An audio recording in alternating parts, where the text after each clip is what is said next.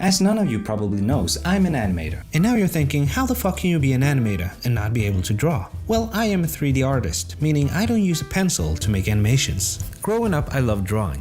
I've always been obsessed with cartoons and animation. Now this story would have been better if I had a sob story explaining why. Like animation was my escape when my mom and dad fought. But being the lucky boy I am, my parents divorced early, so nope. Since I did in fact draw as a kid, saying I have no experience would be a lie.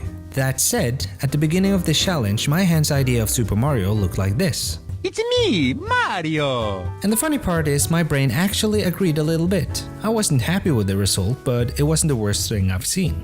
So after completing my first drawing to map out my current level, I did some research on how to actually draw. My problem is that I want a cheat code to take me to the finish line right away. But in real life, there aren't any cheat codes. Day 1, I wanted to get more comfortable with the pencil. I already use a digital pen when sculpting 3D models, which probably gives me some advantage in this area, but it's far from the same thing. My drawing of Mario can vouch for that. It's me! So I spent the day focusing on the basic techniques, drawing simple lines and shapes, learning from this video by Paul Priestley. I'll leave the links to all the tutorials I used in the description. Mind blown by the fact that I've been holding the pencil the wrong way my whole fucking life, I spent the first day drawing simple shapes, getting used to holding the pencil correct. Apparently holding it like this gives you more control, as you are free to use not only your wrist but also your fingers to draw shapes. Being able to make smooth lines are crucial when you're drawing. After all, the lines are basically 90% of the drawing. I've seen a lot of weird stuff in my lifetime, and not one of them is when I saw a classmate writing the letter L like this. If this is your idea of a straight line, it means that you probably need some glasses, or it can also mean that you need a little bit more practice before becoming the new Picasso. So I turned my lesson from day 1 into my warm-up for the next couple of days, spending 10 minutes every day filling sheets of paper with lines and shapes before moving on. With better control and steadier hand, my second drawing of Mario was looking miles better. But still, there was a lot that didn't look right, especially the proportions. It's like you know what the drawing is supposed to be because of the major characteristics, but put it next to the actual thing and you know, it's like asking your mom to see Super Mario at the movies and she tells you you've got Mario at home.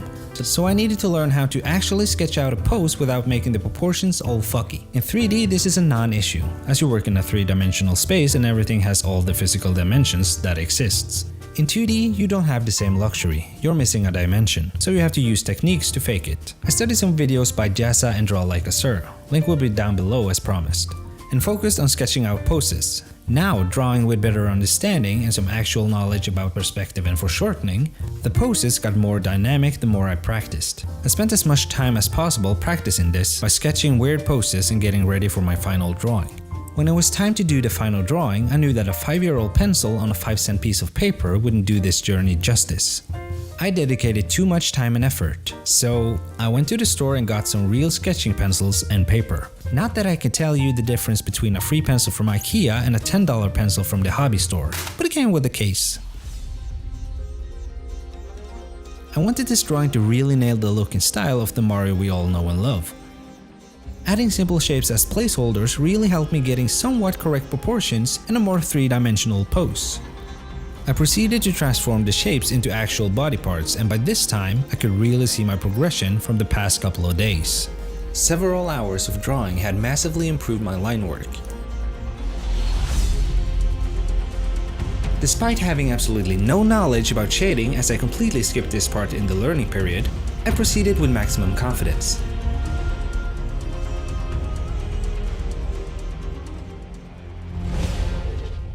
Besides the shading, I'm actually very happy with the progress I've had. The videos I watched really helped me understand and view things in a new perspective. Thanks for watching, and I don't know how to end the video, so I'm just gonna end it.